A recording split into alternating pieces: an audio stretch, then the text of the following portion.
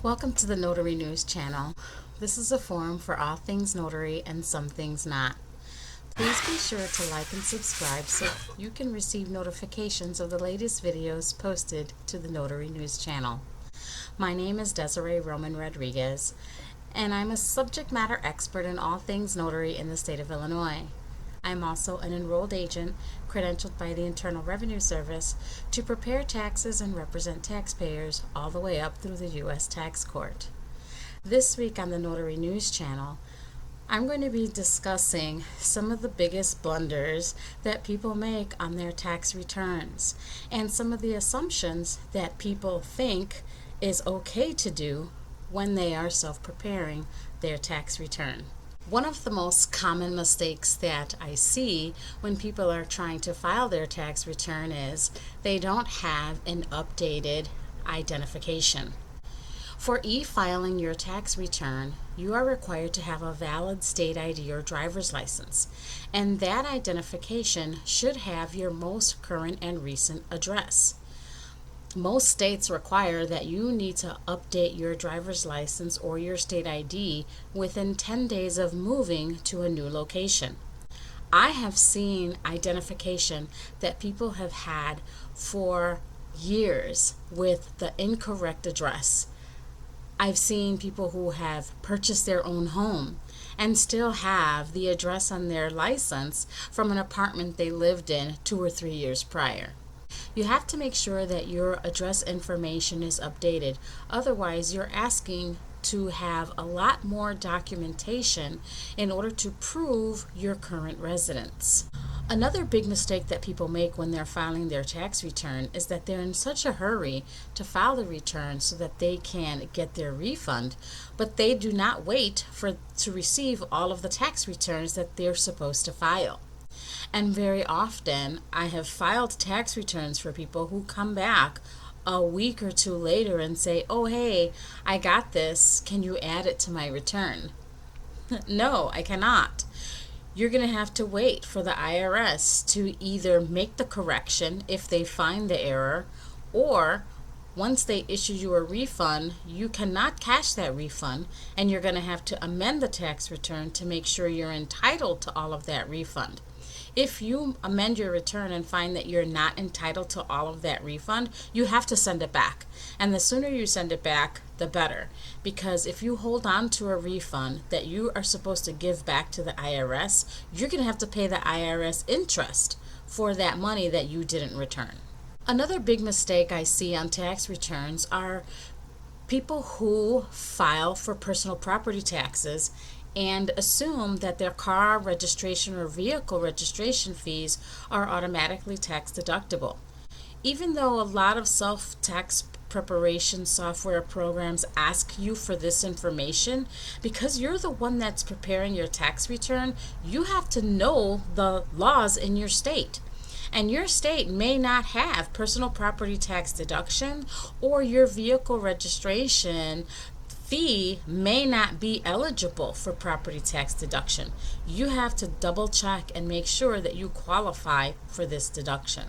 Another big mistake that I see self-preparers do is combine years of W-2s. You are not allowed to do that. If you have a tax return that you have to file in 2018 because you have a W-2 from 2018, you cannot hold over that W-2 and file it in 2019. You must file your tax returns for the W-2s or other tax documents that you receive in the year that they are due. There is no such thing as combining years of income and then filing one big tax return.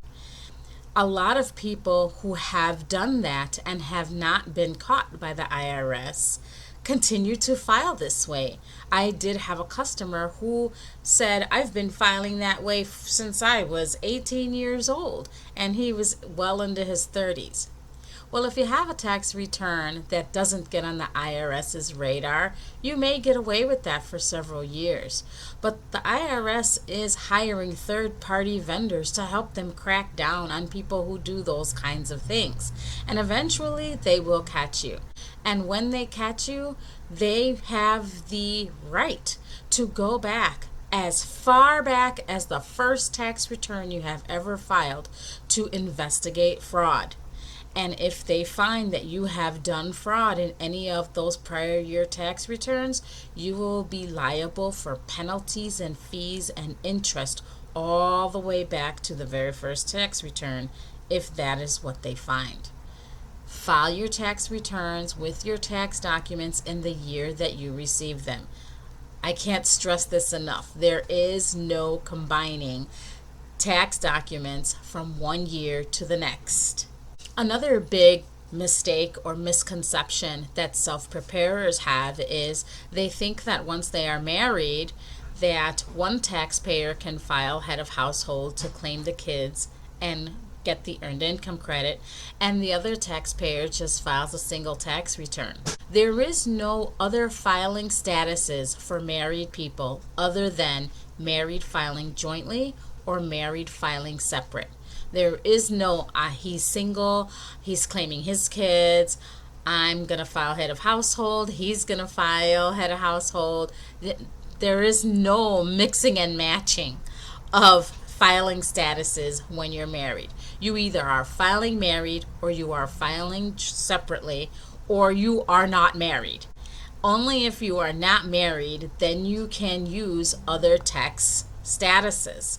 But if you are married, you either have to file jointly or you file married filing separate. There is no filing head of household between a married couple. There are a lot more taxpayers who are not married and living together. And when they file a tax return, they do each want to file head of household. And if you live in the same household with your significant other and you're not legally married and you have children, you each can claim head of household. But you cannot claim head of household on the same child. So if you are in a relationship with another person and you have one child together, you each can file separate tax returns, but only one of you can claim head of household. And the way that you determine that is whoever makes the more money. Whoever makes more money between the two of you is the head of household. So if you would like to claim the children on your lesser income because you know you're going to get more earned income credit back, then you must file as single, and your significant other can claim head of household.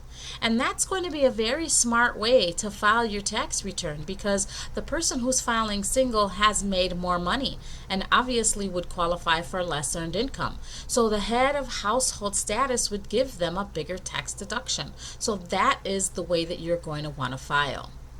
If you have questions and you're not sure how to file, reach out and ask for help. If you're using a self-preparation software, then call that software company and get someone on the phone to give you assistance. If you're not using a company that's helping you prepare your taxes, you can always give us a call, shoot us an email. Our email info@romanendeavors.com or our number at 520-333-7686. That's all we have for this week. Thank you so much for watching and have a great day.